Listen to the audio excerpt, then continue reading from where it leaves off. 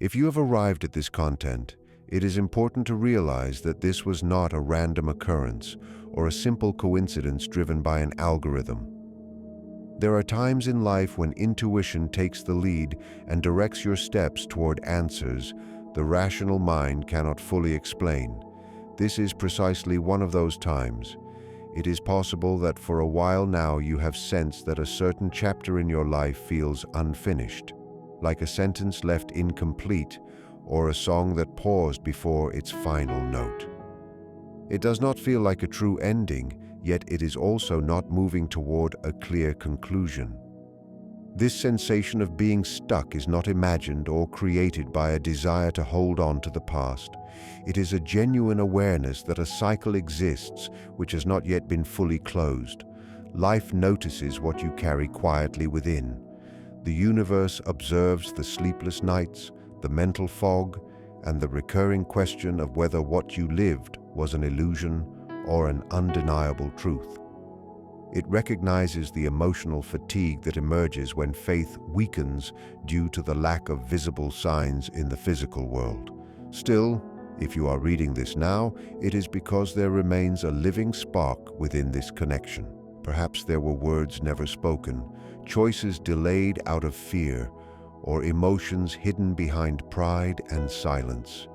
The most difficult part of this stage is not the physical separation or the absence of messages, but the uncertainty of not knowing whether to keep believing in the connection or to release it completely. This uncertainty weighs more than any direct rejection ever could. It is essential to understand that this message is not meant to deepen confusion, but to bring clear and honest insight. The fear you experience comes from attempting to resolve a spiritual matter using purely logical tools. You have tried to interpret every action, every absence, and every silence from this person in search of a rational explanation. Yet deep bonds do not follow conventional logic. What is about to be decided in your reality depends on an inner choice that only you can make. Not later, not when you feel stronger, but now. Some connections do not wait endlessly, and certain doors open only briefly to allow reunion or release.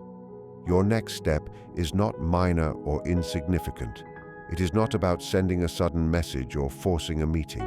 It is about a shift in awareness that holds the power to open a path forward or close it permanently. Certain connections do not appear without reason.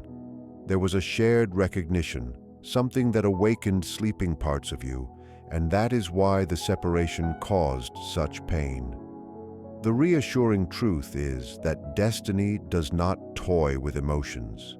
If this person still occupies space in your thoughts, it is because the lesson and meaning of the connection are still active. Prepare yourself, because what you are about to understand will change how you interpret silence and will offer you the key to restore movement within this bond. If you are ready to welcome this understanding into your life, write in the comments, "I activate my destiny today." To move toward resolving this connection, you must first honor what you feel and dismantle the belief that you are losing clarity. Society often promotes quick detachment and suggests that moving on is merely an act of will. However, both depth psychology and universal principles agree on one essential truth. Physical distance is an illusion when the mental bond remains alive. You cannot simply forget, because this is not an ordinary memory.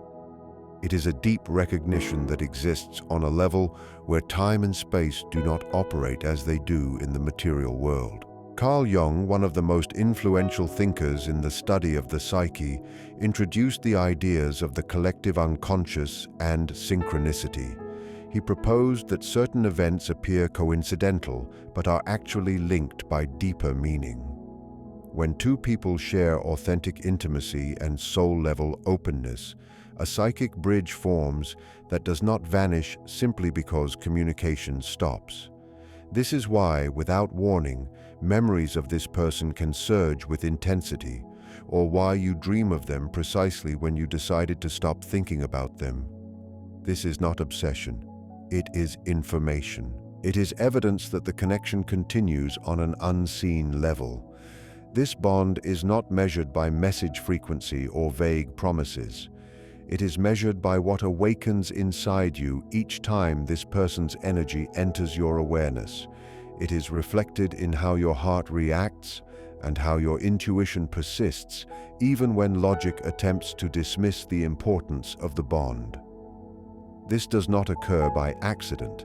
It happens because there is a connection allowed by universal intelligence to teach you something vital about love and about yourself. For a long time, you have tried to understand this story by watching the other person's outward behavior, as if the entire truth existed there. But the key is not external. This person entered your life as a precise mirror. Everything that draws you to them and everything that hurts in their absence reflects aspects living within you. Jung spoke of projection, and in this situation, this person revealed your deepest fear of abandonment, as well as your limitless ability to love and remain open. That is why the lack of clarity causes such pain, because you are not only afraid of losing someone else, you fear losing the version of yourself that emerged through this connection, the open and sensitive self capable of profound feeling. The real fear is closing your heart again. It is the worry that this inner light will dim if this person does not return. Understand that the universe has not punished you with these feelings. If the memory remains strong, it is because the inner transformation this connection initiated is not yet complete. Soul-level bonds carry an evolutionary purpose. They do not arise to fill boredom, but to spark growth that solitude could never achieve. This is where many people make a critical error that blocks reunion. They continue staring at the mirror, expecting it to change without realizing the mirror only reflects what stands before it. As long as you project fear, expectation, and need, the mirror will reflect silence and distance. Yet there is a switch, a subtle shift that transforms what is reflected and immediately alters the dynamic of the bond. There is a small but powerful mistake repeated each morning that pushes away what you most want to draw closer. Recognizing this is the first step in reclaiming your strength. You must examine the daily patterns that keep this situation frozen and identify the behavior that unknowingly becomes the greatest barrier to reunion. There exists an invisible routine many people adopt, almost like a ritual of pain. It begins upon waking when the first thought turns to this person's absence. It continues with checking the phone, searching for a message that never arrived, analyzing their last online presence, or scanning social media for clues about their feelings. This constant observation, which the mind believes keeps the connection alive, actually weakens it. Waiting, contrary to popular belief, is not neutral. Waiting is an active, energetic state, and its charge is heavy. When you live in waiting, you signal to the universe and to the other person's subconscious that something is missing. Waiting feeds absence, and within energetic law, absence attracts more absence. By remaining in anxious anticipation, you communicate distrust. You imply that you do not trust life to arrange the outcome. That is why you feel compelled to monitor every detail. Here, a key psychological and energetic paradox appears, explaining why the more you seek closeness, the more distance arises. It is the pattern of pursuit and retreat. On an unconscious level, people need to feel free in their choice to love. When someone senses, even from afar, that another's happiness depends entirely on their return, they feel an invisible pressure. This pressure rarely shows up as words. It exists in the shared energetic field as silent demand. It is like trying to stand upright by leaning completely on another. The natural response of the one carrying this weight is to step back to regain balance. This is why prolonged waiting cools what once felt alive, not because love has vanished, but because the energy has become dense and difficult to breathe. Life interprets this lack of movement in your own life as a surrender of your personal power. While your life pauses waiting for someone else to press the start button, the natural flow of events becomes blocked. Life usually does not reward paralysis. When you put your existence on pause, believing this to be a demonstration of loyalty or unconditional love, you are in fact building a wall of resistance. Resistance arises from fear. Fear that if you stop looking, if you stop waiting, if you stop worrying, the connection will dissolve. This fear is the great liar. It makes you believe that your anxiety is the glue holding the relationship together, when in reality, it is the repellent that prevents the other person from feeling a natural curiosity to come closer. Honestly, analyze how much life energy leaks away in this process of waiting. This confusion, this emotional fatigue, and this belief that weakens every time there are no clear signs are indicators that you are swimming against the current. You are trying to force a door that only opens inward. Obsession with the external outcome has disconnected you from your center. And this disconnection is what the other person perceives as a lack of magnetic attraction. The mistake does not lie in the desire for reunion. The desire is natural and human. The mistake lies in needing the reunion in order to breathe in peace. Again, there is a profound difference between wanting someone to be part of your path and needing someone to be the entire path. Obsessive waiting places the other person on a pedestal and puts you in a position of energetic begging. And no true connection, no relationship on a high spiritual level can be sustained on the basis of inequality. For love to be real and lasting, it must be given between two whole beings, not between one who flees and another who must be saved. Deactivating this defense mechanism is vital. It is not about pretending that you do not care because the universe does not respond to acting. It responds to authentic vibration. It is about understanding that your fear does not accelerate time. It only makes it heavier. Waiting is a form of resistance because it implies that the present moment is not enough, that something essential is missing for life to be worth living. And as long as you reject your present, the future you desire cannot arrive. Life recognizes this vibration of lack and obediently offers you more waiting time according to the law of the mirror. To change the external outcome, one must first have the courage to take attention away from what is missing and place it on what already exists. It is an act of radical faith to let go of monitoring in order to allow life to work. If you could observe the fabric of reality from a higher perspective, you would see that physical separation is far less definitive than it seems. Modern science through quantum physics has begun to explore concepts such as entanglement, where two particles that have interacted continue to share information instantly regardless of the distance separating them. On a human and spiritual level, this is an ancient truth. Consciousnesses that have deeply touched each other remain in constant communication through a channel that requires neither technology nor words. There is an invisible connection, a kind of conductive thread that keeps the flow of emotional information between you and this special connection active.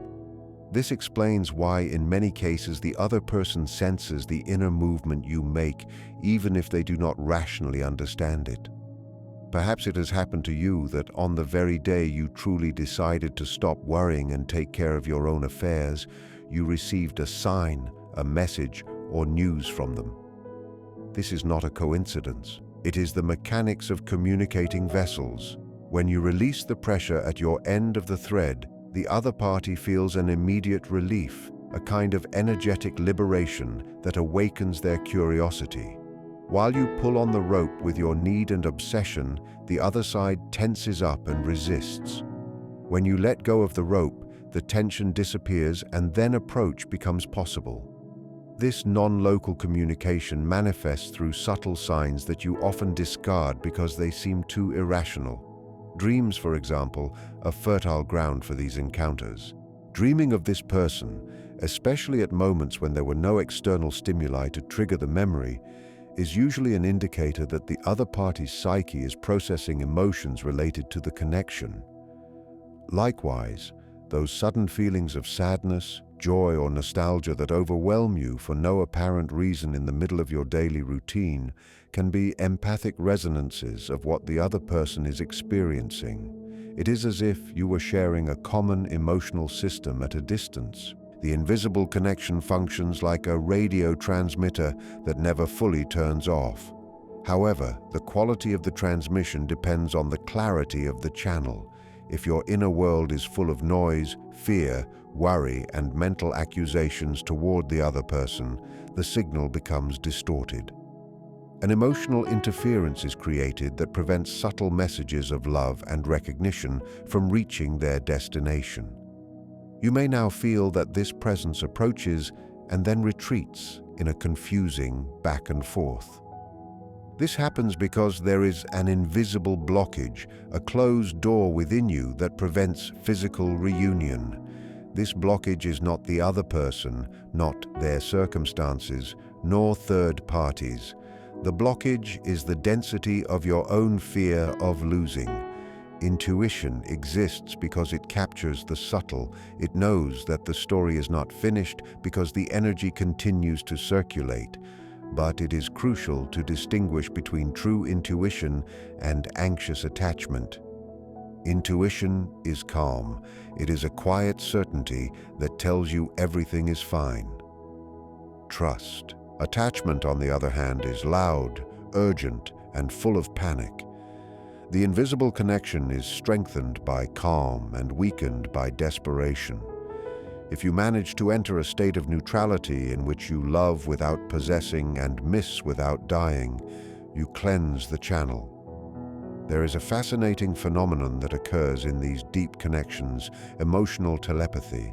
It is not about reading thoughts word for word, but about the transmission of states of being. When you are at peace, you send waves of peace that invite the other person to enter that state. When you are in inner war, you send waves of conflict that put the other person on the defensive. Even if you have not exchanged a single word for months, the other party responds far more to your energy than to your visible actions. That is why manipulation strategies or games to provoke jealousy never work in soul connections. The other person perceives the energetic incoherence behind the action and withdraws even further. Recognizing this non-local connection brings responsibility with it. You can no longer see yourself as a victim of absence because you understand that you are always actively participating in the energetic conversation. Every time you replace a thought of defeat with one of trust, you send an invitation to reunion. Every time you heal one of your own wounds, you lighten the load of the shared connection. The red thread that connects kindred souls is resilient. It does not break with time or silence, but it must be free of knots so that love can glide through it. Sometimes life allows this physical separation precisely so that you discover the power of this invisible connection, so that you learn to trust what you cannot see and feel. The presence of love beyond tangible form. It is a lesson of faith and perception. When you can feel the connection in silence, when you can honor the connection without the need for constant proof, you master unconditional love. And it is this mastery that becomes irresistible. The energy of someone who knows who they are and trusts their connection is magnetic. It is important to remember that the universe leaves no loose ends. If the connection exists with such force within you, it is because there is a corresponding reality outside.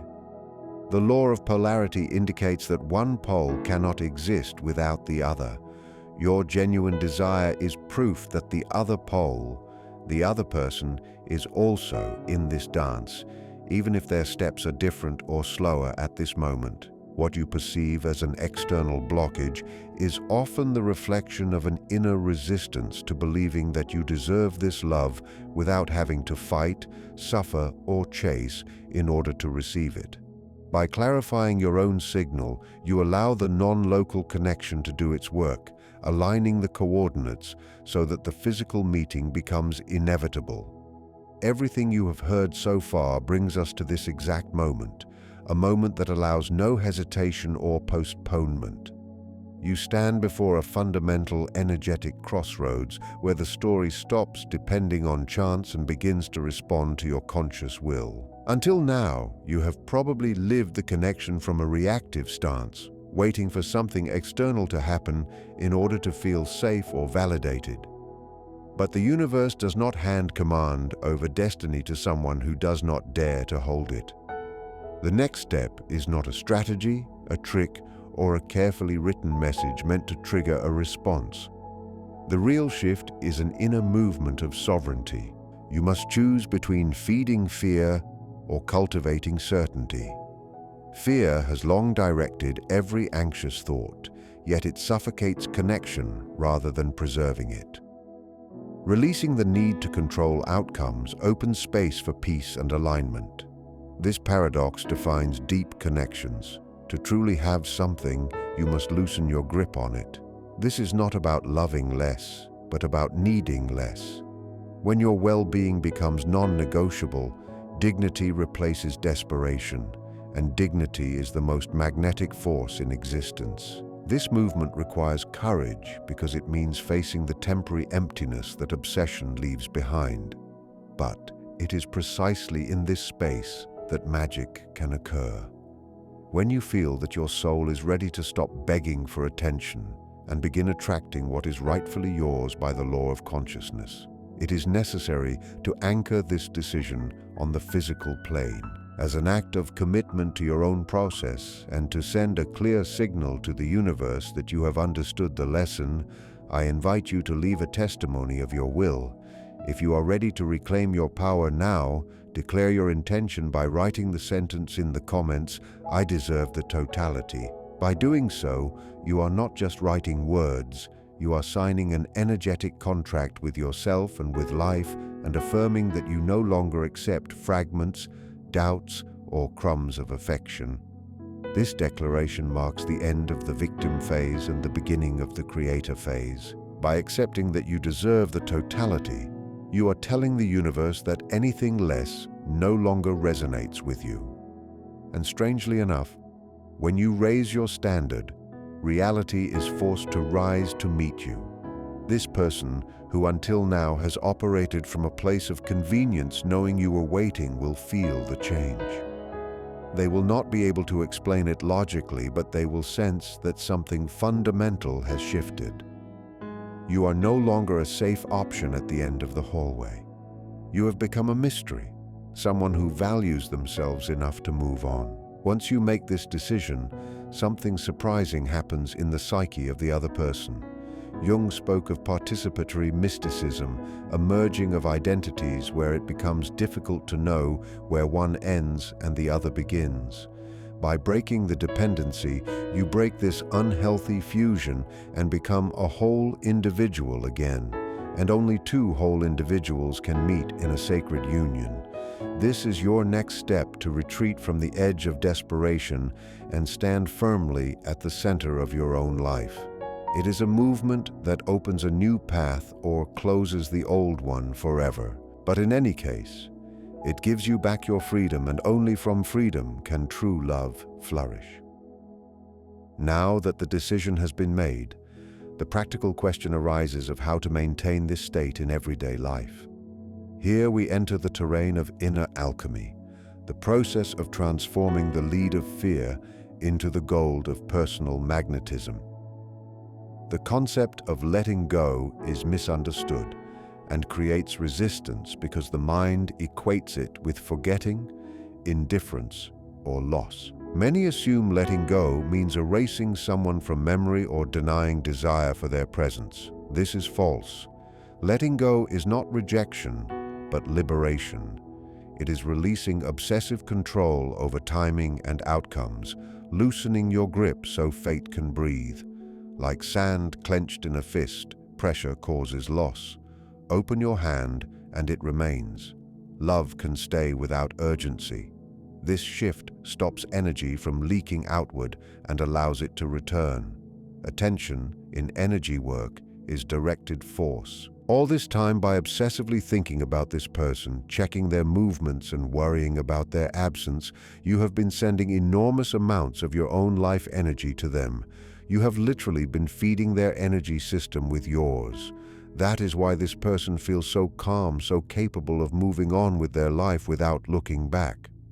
They are full of your energy.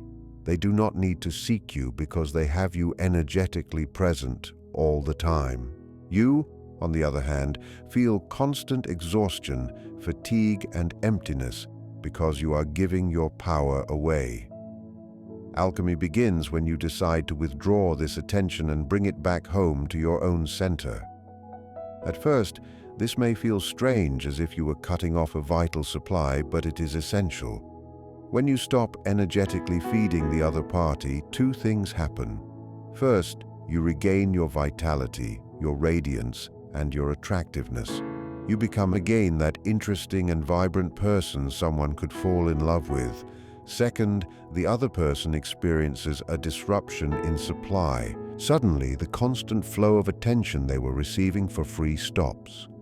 When this energetic supply pattern collapses, a vacuum is created, and the universe abhors a vacuum. It is precisely at this moment that the dynamic begins to reverse. The other person suddenly feels the absence of your presence, not as pressure, but as an unresolved emptiness. Something is missing. Something they had previously taken for granted without question. This subtle pull, this feeling that your energy is no longer available, awakens an instinctive curiosity. Not infrequently, the other side begins at exactly this point to wonder what has happened within you, why you have grown inwardly quiet, and why your energy no longer flows to them as it once did. This mystery, this new version of you that is no longer available at the push of a button, becomes magnetic, and magnetism that arises from inner calm is far stronger than any form of pursuit. Here, the highest truth of this entire journey reveals itself. It is not longing that brings someone back, but your return to yourself. When you gather your energy, take your center and stop losing yourself in the external world. You send the clearest message to the universe and to this person, a message that comes not from lack, but from abundance, and abundance attracts. Whether this connection is ultimately renewed or dissolves no longer matters in this state, because you have regained control of your own story. The reunion can then occur not as a rescue, but as a conscious choice of two complete souls. And if the universe has destined this path for you, the door will open at the right time, effortlessly, clearly, and without struggle.